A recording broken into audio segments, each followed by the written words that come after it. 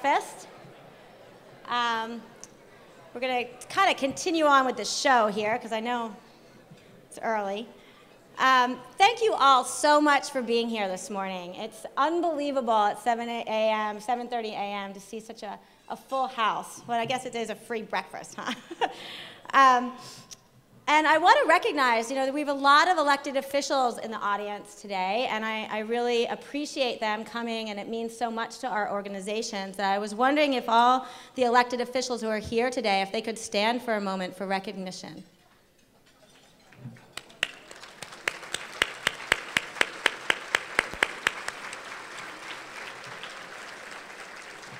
I'd also like to take a moment to recognize two very important people in my life and mentors. My mom and dad are here today, and they flew in from Philadelphia so that they could be here at 7:30 in the morning. So, Mom and Dad, thank you. I'm Susie Walsh, Executive Director of Committed Partners for Youth, Big Brothers Big Sisters of Lane County. It's something I've loved doing for the past 10 years, but I don't do it alone. I'm privileged in my position to represent some of the most dedicated professionals in the mentoring field. I'd like to ask my amazing colleagues at Committed Partners, Big Brothers, Big Sisters to stand for a moment for recognition. Yay!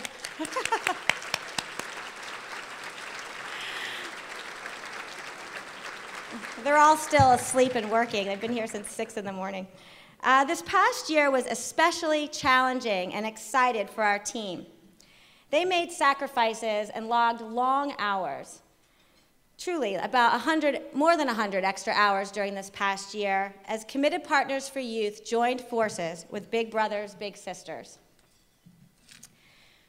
We all united with a shared responsibility to be the best stewards of this community's resources while solving the ongoing question that nags everyone in the business world. How can we be the most efficient in this and survive in this economy? Our two organizations united with a common goal, one common goal, to provide more mentors for more children in this community. It all started with a simple conversation over breakfast with a former intern who went on to work for Big Brothers Big Sisters.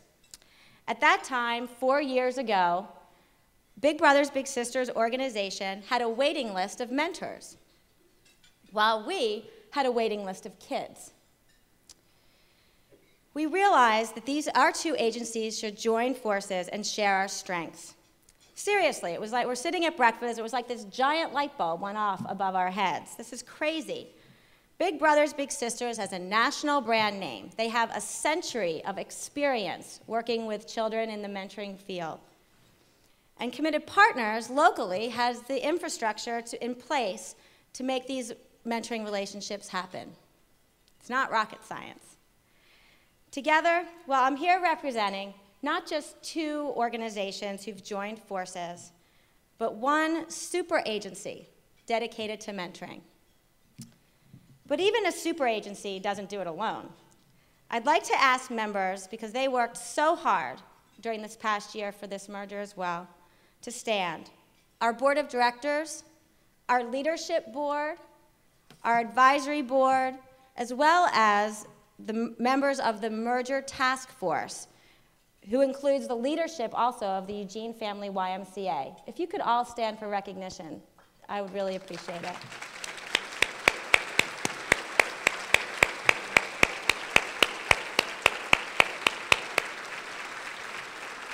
And now I'd like to have our incredible mentors in youth who got up this morning super early and stood up here and just are fantastic folks leading you to your tables to stand and greet everybody too. Our mentors in youth, do you mind standing up for a little recognition?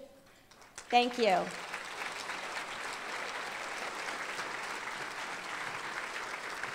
We have come full circle, and that is our theme for today. You're going to hear from some families whose lives have been helped by this organization, by both our organizations, whose lives have been turned around because of mentoring. Last year, operating separately, our two agencies were able to support a total of 95 mentor pairs. In 2009, working together, we've been able to support 140 mentoring pairs. That's not all. In 2010, we are going to support 200 mentoring pairs.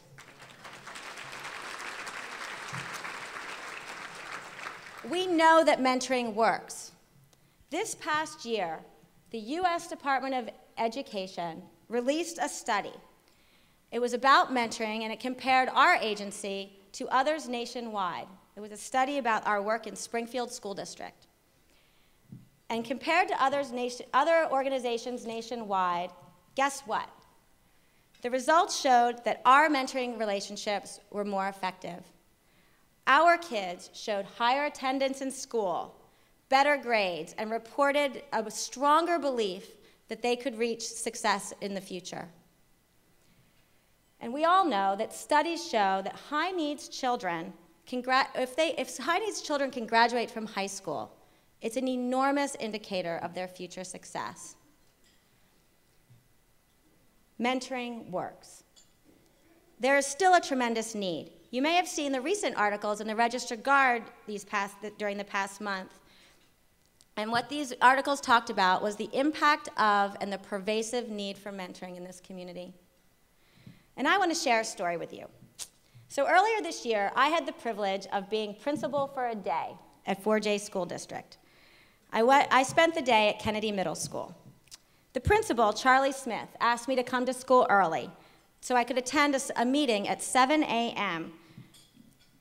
So when I arrived, it was cold, it was breezy, it was freezing outside, it was dark. So it was 6:45 as we're walking to this meeting in the meeting room outside. And by the door, there was a young boy sitting down next to the window. He was head down, wearing a hoodie. He looked up, and Charlie said, "Ryan, what are you doing here so early?" Ryan replied matter-of-factly that he always gets to school this early, that his mom works super early in the morning and drops him off, and that not to worry, because somebody in the library would be along soon to help him out. This little boy looked cold, sleepy, and hungry. And this is the typical start of his school day. We left Ryan, and I went inside our meeting where teachers were getting together to focus on the other Ryans in their school, to talk about how to help these kids with very little resources available to help them reach their full potential. I ended the day in the classroom of a school counselor, and she provides after-school resources for their highest needs children. She told me about some of the students, and one was a little girl named Emma, 7th grade. Emma was sleeping on friends' couches around her neighborhood, and she was contemplating prostitution. The counselor said it took everything in her soul not to block the door when this little girl went home. At the end of my day, I left Kennedy Middle School, and I went to the meeting at the district office. It was a meeting with other community leaders from every sector: the media, politics, social service, healthcare, higher ed. I know some of you that were in that meeting are actually here today. And I know that after considering my experience and listening to similar stories, I left with one clear thought. Our schools cannot ensure the safety and success of every child without our community's support. For kids like Ryan and Emma, we need to provide individualized resources during non-school hours. We need to find a way to address the unique needs of every child. All of us need to find mentors for these kids. I thought to myself, hey, I'm the director of a mentoring organization.